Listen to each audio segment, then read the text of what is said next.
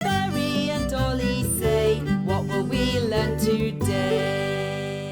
Daktaras Pelėda ir pyragai. Į mišką atėjo vasara. Mažieji draugai nusprendė ją pasitikti surengdami iškilą. Pasidarykime iškilą pievoje, pasiūlė bitė Baltazaras. Visi galėtume iškepti po pyragą, pridėjo laumžirgė Zefira. Reikia paskirti teisėją, kuris paragaus visus pyragus ir nuspręs, kuris skaniausias, pasiūlė Beris. Pasiūlykime daktarui Pelėdai, sušuko Flaterė. Mažieji draugai kibo į darbus.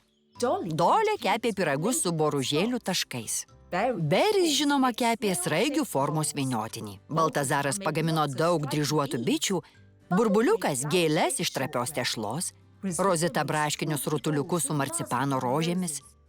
Flaterė kepė drugelių formos sausainius. Morisas saldžius koldunus.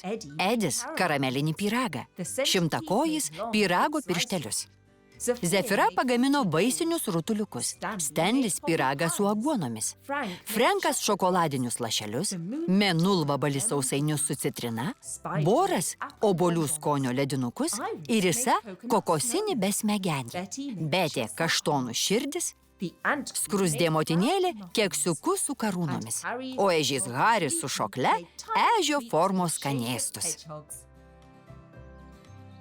Viskas spėjo iškepti iki pietų ir visi su didelėmis pyragų lėkštėmis susirinko ant pievelės.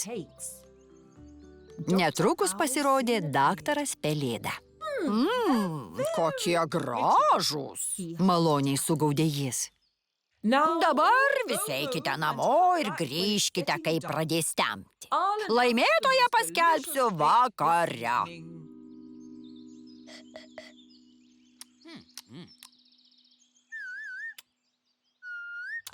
Kai tik pradėjo temti, mažieji draugai grįžo į pievą. Bet susirinkusiems teko nustebti. Daktaras Pelėda miegojo. Beris sušuko. Daktarė Pelėda, kur visi pyragai? Ar viską suvalgėte? Nusiminusi paklausė Dolė.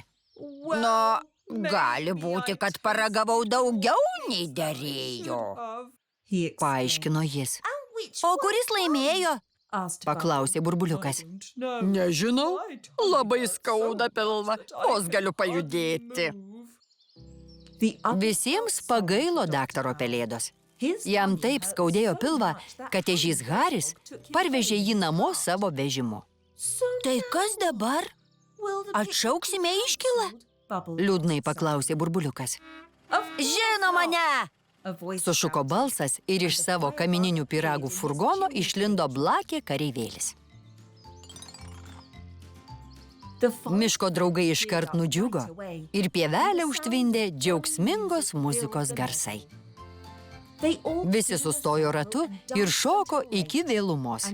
Ir žinoma, suvalgė visus kamininius pyragus bei daktaro Pelėdos paliktus trupinius.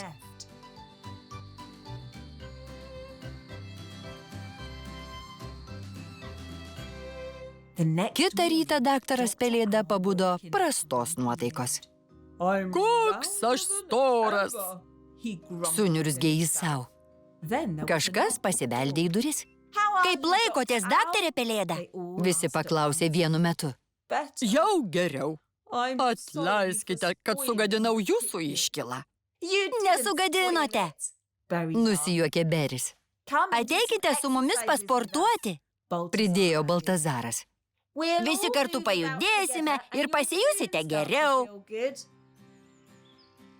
Daktaras Pelėda puškuodamas atliko visus pratimus. Ir iš tikrųjų pasijuto žymiai geriau.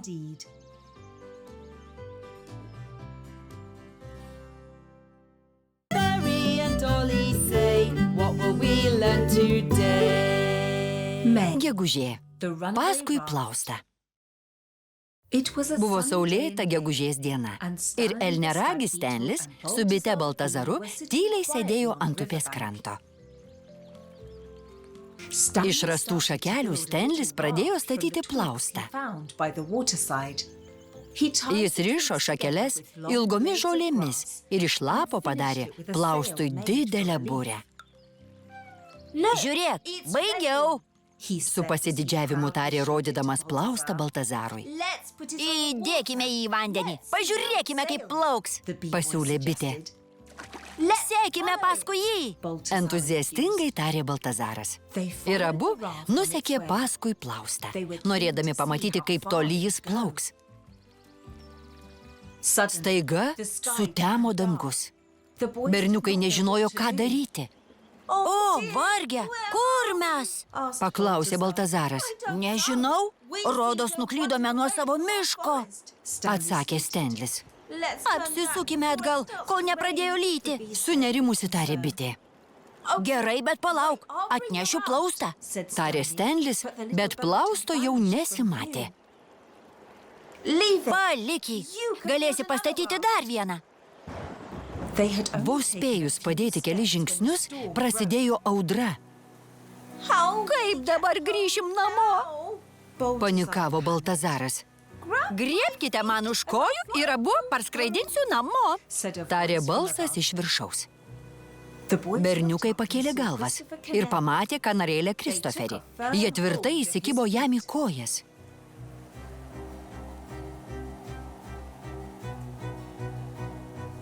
Jiems labai gerai sekėsi, kol stiprus vėjo gūsis nenupūtė Kristoferio į šoną. Stenlis su Baltazaru nukrito.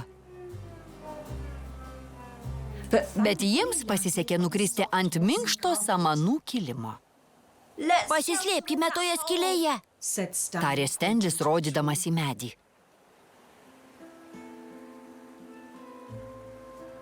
Belaukdami, kol baigsis audra, jie užmigo.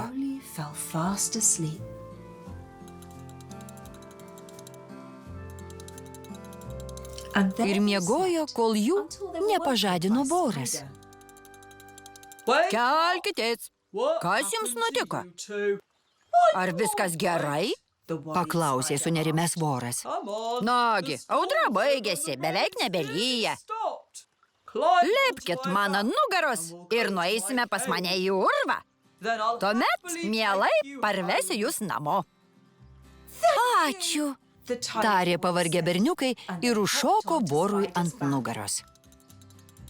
Tuo tarpu išlindo saulė ir danguje išryškėjo vaivorykštė. Netrukus jie atvyko į voro urvą.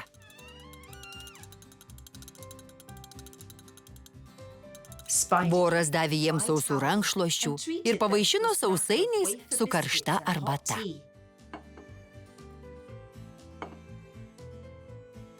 Vėliau, sotus ir pailsėję, jie vėl pasileido namo. Voras abu juos parvedė ir jie padėkojo jam už pagalbą.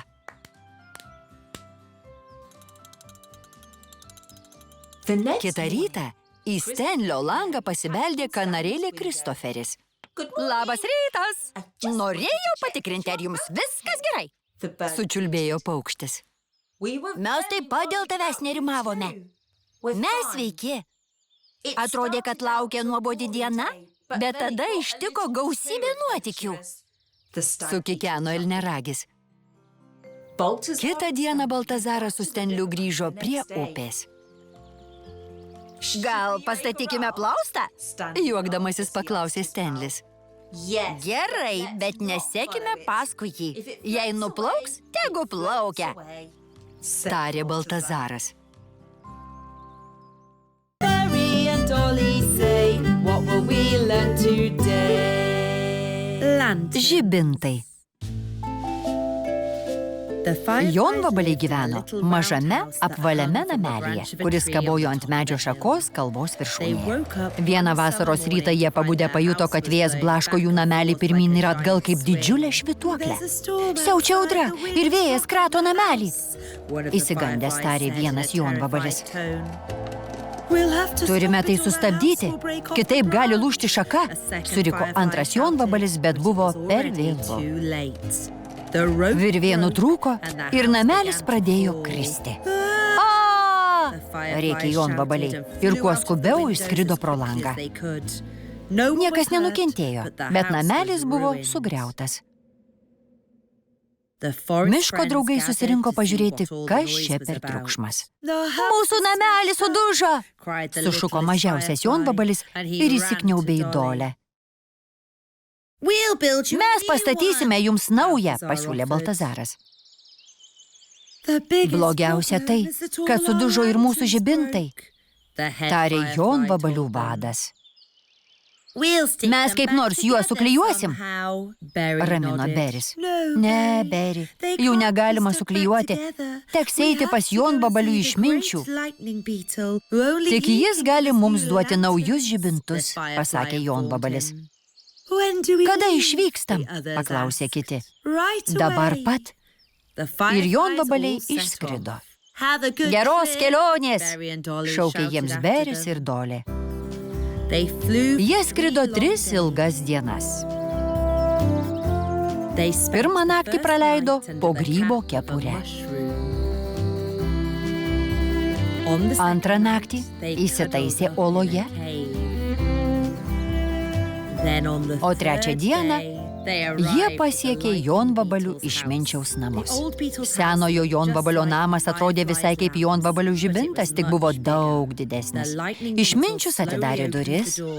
Jam buvo sunku judėti su sidabriniais sparnais, nuleistais ant išlinkusios nugaros. Jis nešiojo aukštą gobtuvą, o jo barzda siekė žemę. Jis atrodė visai kaip burtininkas. Užeikite, pratarė jis. Jonvabaliai jam papasakojo, kad jų namelis nukrito ant žemės, o visi žibintai sudužo. Štai kas nutiko, tik tu gali padėti. Gerai, aš jums padėsiu. Duosiu naujus žibintus, bet jūs turite gerai juos saugoti. Jūs vieninteliai šiame miške galite įžiebti šviesą tamsoje. Jis atsargiai nukėlė žibintus ir išdalino juos jonvabaliams.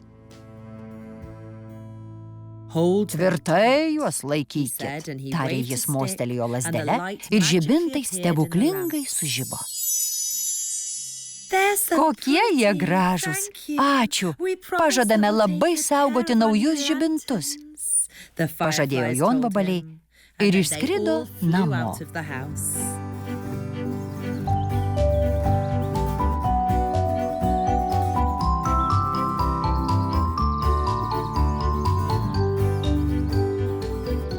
O kur mes gyvensime grįžę namo? Neramiai klausinėjo jie vienas kito. Bet ilgai nerimauti jiems neteko. Ei, skriskite čionai, štai jūsų naujas namelis, šaukė Beris, Dolė, Baltazaras, Flaterė, Stenlis ir kiti miško draugai. Mes pastatėme namelį šio medžio drevėje, pasakė Beris. Dar padarėme langus ir duris, tęsė Flaterė. Dabar jūsų namelis tikrai nenukris, išdidžiai užtikrino Baltazaras. Ačiū, sušuko jonvabaliai ir pavargę nuėjo miegoti. Jie atsigulė į 15 lovų ir iškart užmigo.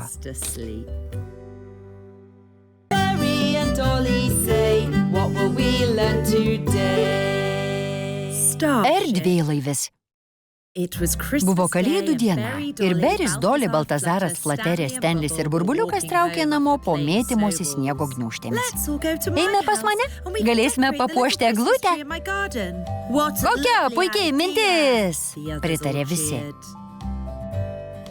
Vėliau Flaterei kilo sumanymas ir ji sušnabždėjo Dolei į ausį. Taip negalima, jūs turite paslapčių?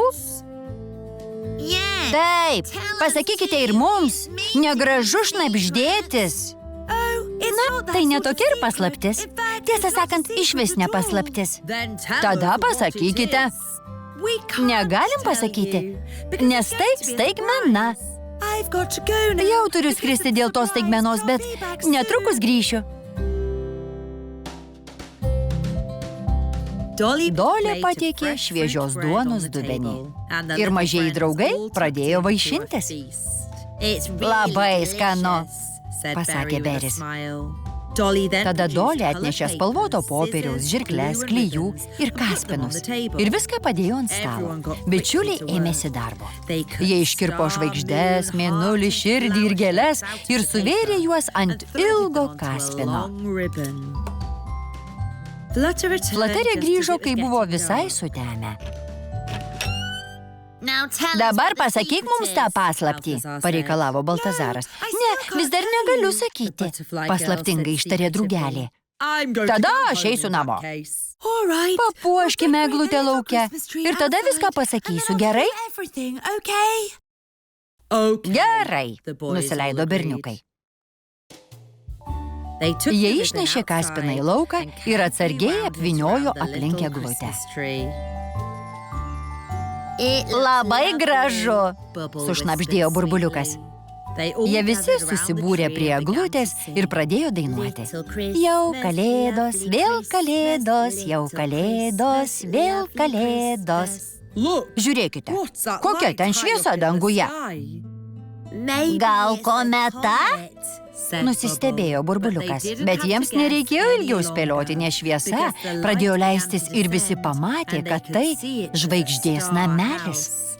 O pro langą jiems mojavo sena gera draugė žvaigždžių mergaitė. Tai čia ta paslaptis, džiūgavo Stenlis. Bet kaip tau pavyko ją pakviesti? Nuskridau į mėnulį ir paprašiau paieškoti žvaigždžių mergaitės, paaiškino Flaterė. Tada žvaigždžių mergaitė atrišo maišą ir išleido spindinčią žvaigždes. Iš pradžių žvaigždelės apskrido kalėdų eglutę, tada pakilo į dangų ir suformavo erdvėlaivį su nuleistu ilgu trapu. Draugai atsargiai į jį sulipo. Žvaigždžių mergaitė pradėjo groti arfą ir erdvėlaivis nuskrido virš miško. Jie matė kiekvieną namą esantį apačioje, net ir ežiuko Hario namą ir jį patį miegantį žiemos miegu.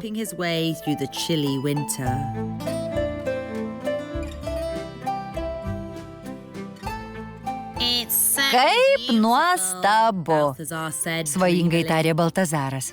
Galiausiai jie nusileido prie Dolės namo.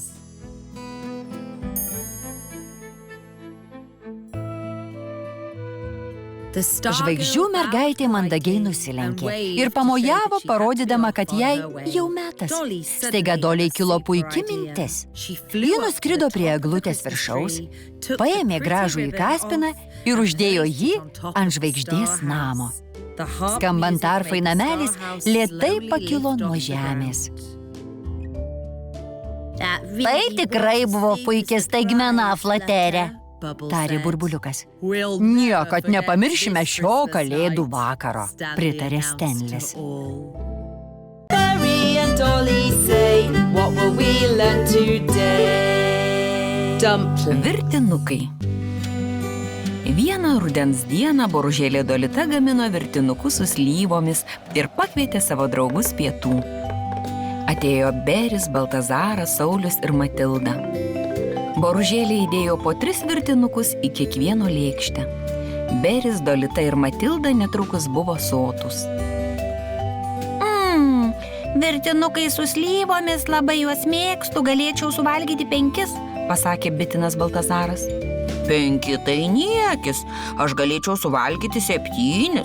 7, aš suvalgyčiau 8. O aš 10, pranešė elniaragis. Tuomet surinkime varžybas, pasiūlė Baltazaras.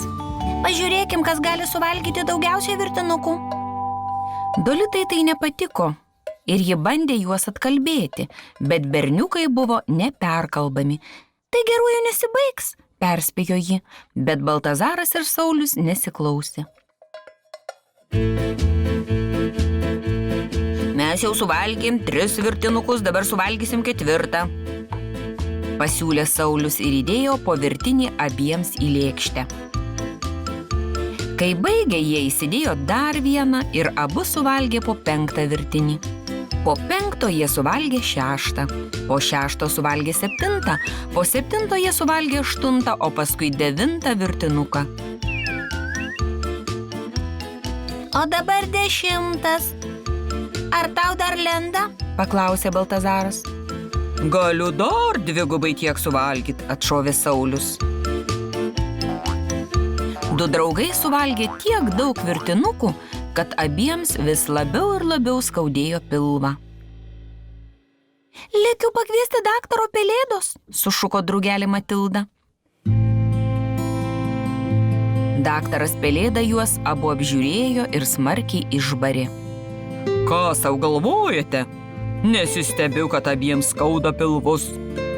Jie suvalgė po 15, pasakė Beris suskaičiavęs slyvų kauliukus lėkštėje. Ir vis tiek lygiosios pasielgėt labai kvailai, 3 dienas galėsite valgyti tik virtas bulves.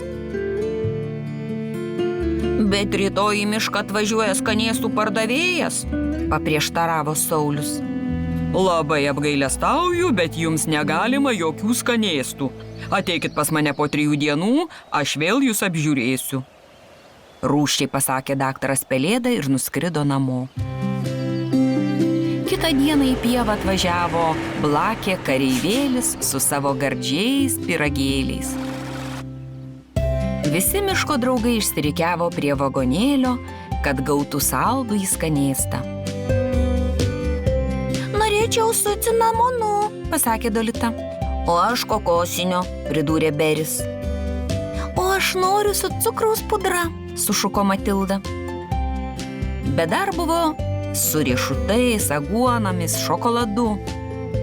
Baltazaras ir Saulius buvo nusiminę, bet klausė daktaro Pelėdos.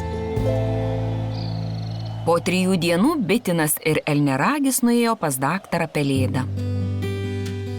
Pažiūrėkim, kaip jūs laikotės, pasakė daktaras įdėmiai juos apžiūrėdamas. Regis jums jau geriau, matau, kad darėte taip, kaip aš jums liepiau.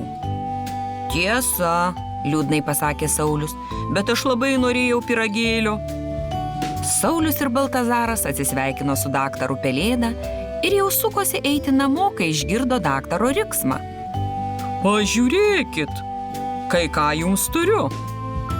Pasaugojau jums pyragėlį. Buvai nuskridęs į pievą, daktare Pelėda? Žinoma, pirkau pyragėlių savo vaikučiams ir 2 atidėjau jums.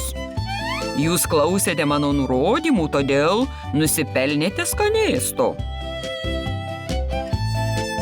Ačiū, džiaugsmingai tarė 2 draugai ir apkabino daktarą Pelėdą. What will we learn today? Matilda slidinėja. Vieną žiemos dieną ledo vabalė Airisė pakvietė visus savo draugus slidinėti.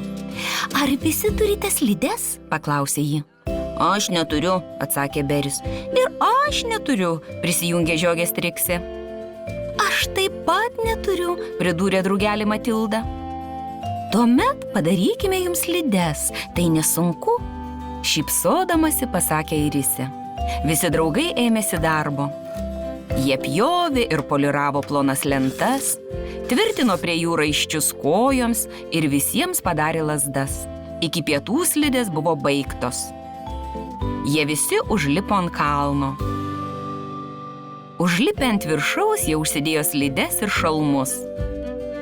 Tada Airisė paklausė. Ar visi mokate slidinėti? Galiu pamokyti tuos, kurie nemoka.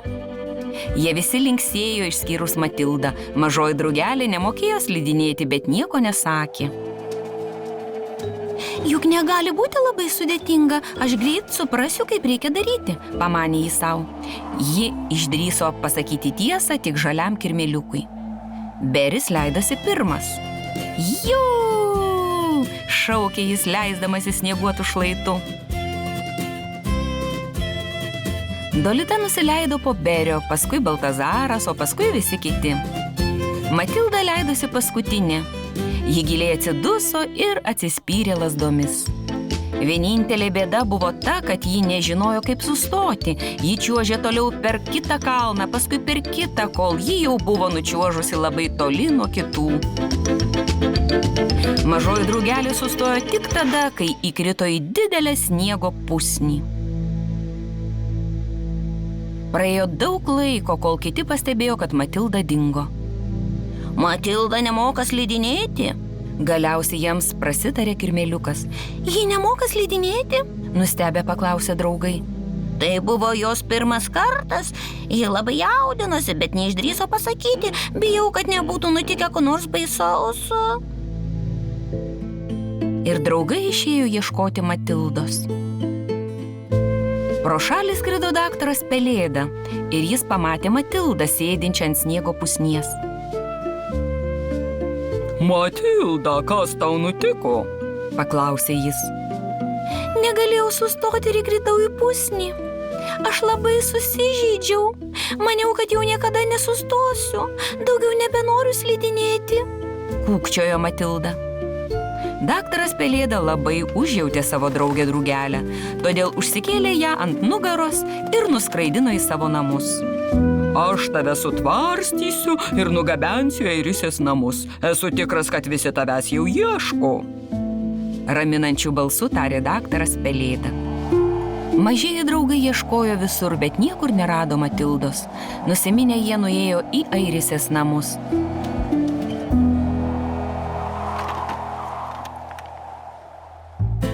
Bet Matilda jų ten jau laukė. Jie netvėrė džiaugsmu. Valio, tau viskas gerai, Matilda. Papasakok, kas tau nutiko, pasakė jai Dolita. Ir Matilda papasakojo visą istoriją nuo pradžios iki galo. Tai tu nemoki slidinėti? Nustebusi paklausė Airisė. Aš tave išmokysiu, tu greit išmoksi apsisukti ir sustoti. Galėsi čiuožti nuo stačiausių kalnų. Ačiū, šypsodamasi pasakė draugelė. Airisė pradėjo mokyti Matildą slidinėti. Baigiantis pirmajai dienai, draugelė mokėjo nučiuožti nuo mažų kalniukų ir sustoti apačioje. Žiūrėkit, Matilda moka čiuožt.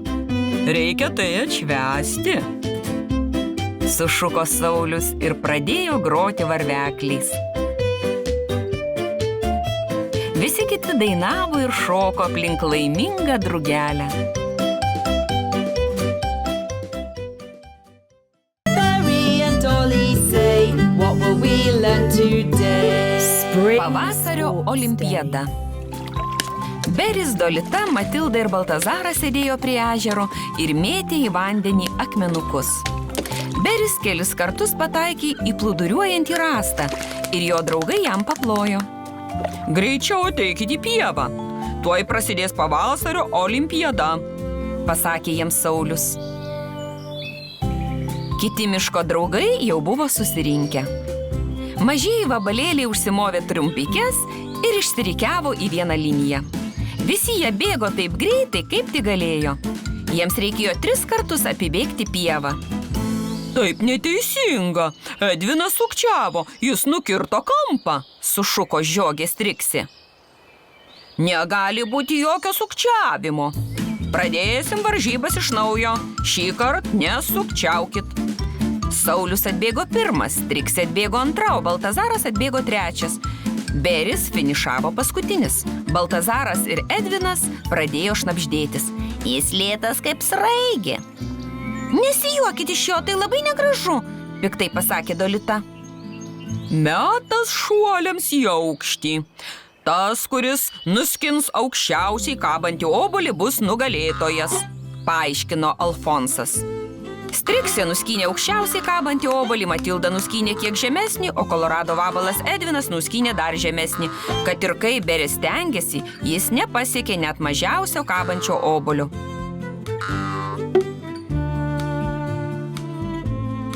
Aš negaliu, tiesiog negaliu, liūdnai pratarė jis. Nagi, Beri, tau pavyks, kitose varžybose neliūdėk, pasakė Rosita. Bet Beris buvo pernelyg susijaudinęs, kad dalyvautų riedėjimo varžybose, nes bijojo sudaužyti savo kiautą. Visi kiti išsirikiavo ir nuriedėjo iš vienos pievos galo į kitą. Dolita buvo greičiausia ir ji laimėjo. O dabar skraidymo rungtis, pasakė Alfonsas. Tas, kuris greičiausiai pasieks viršūnę ir paims pušies kankorėžį, taps nugalėtoju. Rungtynės prasidėjo iš karto. Jose dalyvavo Matilda, Baltazaras, Dolita ir Zefyra. Matilda buvo greičiausia ir pirma pasiekė pušies viršūnę. Aš nė nemoku skraidyti, sušnirkštė Beris. Nebūk toks piktas, Beri, dabar bus šokinėjimo varžybos. Laimės greičiausias šokinėtojas.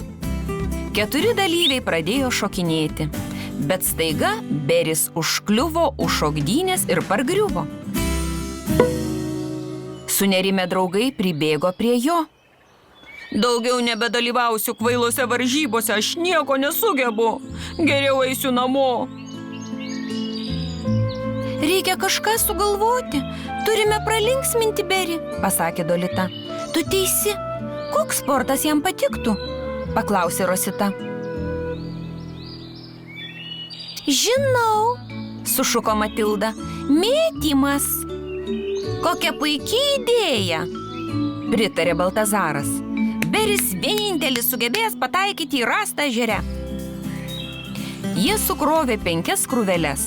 Pirmoji krūvelė buvo iš obuolių, antroji iš kaštonų, trečioji iš kankorėžių, 4 iš riešutų, o 5 iš kriaušių. Dolita įtikino Berį grįžti į pievą. Metas mėtymo varžyboms. Norėtum dalyvauti? Paklausė Rosita. Valio, mėtymas, aišku, kad dalyvausiu. Visi bandė taikyti, bet Beris buvo geriausias. Jis buvo vienintelis, kuris nuvertė visas 5 krūveles. Matai, Beri, aš geriausias bėgikas. Striksė geriausias šuolininkė į aukštį, Matilda geriausias skraidymo srityje, Dolita riedėjimo, Rosita moka greičiausiai šokinėti, o tu geriausias mėtikas. Visi turi savo talentų, paaiškino Saulius. Beris gavo nuostabų žvilgantį kaštainį, kuriame Alfonsas išgraviravo užrašą mėtymo varžybų nugalėtojas. Berry and Dolly say, what will we learn today? Alfonso smuikas. Vieną rudens dieną svirplys Alfonsas linksmai griežė savo smuikeliu grybų pievoje. Miško draugai mėgavosi smagią muziką. O mažosios skruzdėlės ant kalvos žaidė futbolą. Bet o varge. Kamuolys nuskrido kiek toliau ir išmušė smuiką Alfonsui iš rankų. Alfonsas labai išsigando. Mano smuikas sulūžo. Ir tada jis apsipylė ašaromis. Jis verkė taip garsiai, kad visi sulėkė pažiūrėti, iš kur tas triukšmas. Alfonsas piktai dūrė pirštu į taškuotą kamuolį. Šitas kamuolys, jis dėl visko kaltas ir tas bjaurios skruzdėlės. Iš kur aš gausiu naują smuiką? Jis pakėlė sulūžusi savo smuikelį, nuėjo namo ir garsiai trinktelėjo durimis. Alfonsai, išeik, mes ką nors sugalvosim, maldavo Beris. Bet Alfonsas nenorėjo nieko matyti. Jo draugai sėdėjo nuliūdę grybų lauke ir nežinojo, ką daryti, bet Dolitai šovė mintis. Sugalvojau, pagaminkim Alfonsui naują smuiką. Taip, pagaminkim naują smuiką, pritarė draugelė Matilda. Žinau, kas mums padės. Reikia rasti Sprakšių Čarlį. Jis pagamino pirmąjį Alfonso smuiką. Draugai išsiruošė į kelionę. Jie ėjo ir ėjo, kol priėjo mėlyną namelį. Jie pabeldė į duris. Mažytis drovus vabalėlis iškišo savo galvą. Jis buvo su mėlyna kepure ir dailiais tamsiais mėlynais sparnais. Kas jūs? Paklausė jis. Dolita papasakojo Čarliui visą istoriją. O, neliūdėkit. Jei tik tokia bėda, aš mielai padėsiu. Netrukus Alfonsas vėl griež savo smuikeliu. Sprakšius visiems paskyrė užduotis. Vieni rinko šakas smuikelio korpusui, kiti rinko augalus jos stygoms. Dabar Čarlis turėjo viską, ko reikia ir ėmėsi darbo. Jis pjovė, šlifavo, blizgino ir vaškavo. Ir tada įvyko stebuklas. Naujasis smuikas buvo pagamintas. Ar galiu juo pagroti? Paklausė Dolita. Ne, čia Alfonso instrumentas, pasakė Matilda. Bet ir aš noriu turėti savo muzikos instrumentą, susiraukė Dolita. Ir aš, sušuko mažosios skruzdėlytės. Tylos, pasakė Čarlis.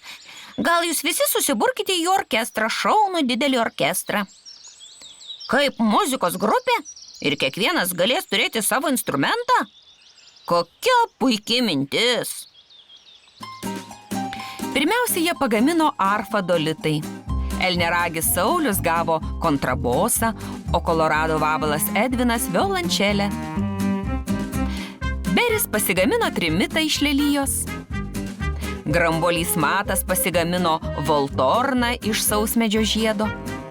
Didelis voras pasigamino bugnus iš kaštonų, kevalų ir gilių, o Zefyra ir Striksė pasigamino lėkštes iš akmenukų. Čarlis išdrožė skruzdėlėms fleitas iš beržo šakelių. Drugelė Matilda gavo liutnę, o bitinas Baltazaras gavo citrą. Vabaliukas Burbuliukas grojo trikampiu. Visi jie trumpai parepetavo ir patraukė link Alfonso namų. Alfonsas išgirdo muziką ir pažvelgė pro langą, kad pamatytų, iš kur jis sklinda. Jis buvo labai nustebęs dėl to, ką pamatė. Labai tavęs prašom, Alfonsai, pasakė skruzdėlės. Nepyk, kad sulaužėm tavo smaikelį. Norėtumėm, kad priimtum iš mūsų šį naująjį. Čarlis jį pagamino. Alfonsas iškart pradėjo griežti ir jo smaikelio garsas pasklido po visą mišką.